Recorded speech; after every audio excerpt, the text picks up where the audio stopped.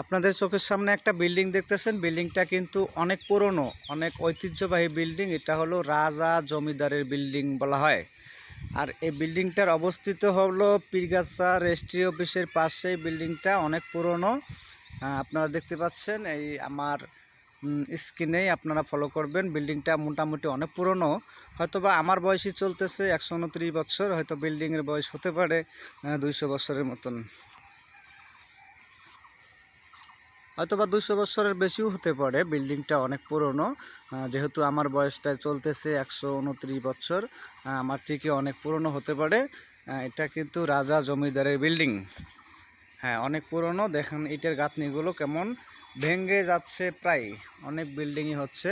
আর এখানে ভিতরে কিন্তু একটা জিনিসও থোয়া আছে, সে জিনিসটা আপনাদেরকে আমি দেখানোর চেষ্টা করতেছি। আপনারা স্ক্রিনে ফলো করবেন। এখানে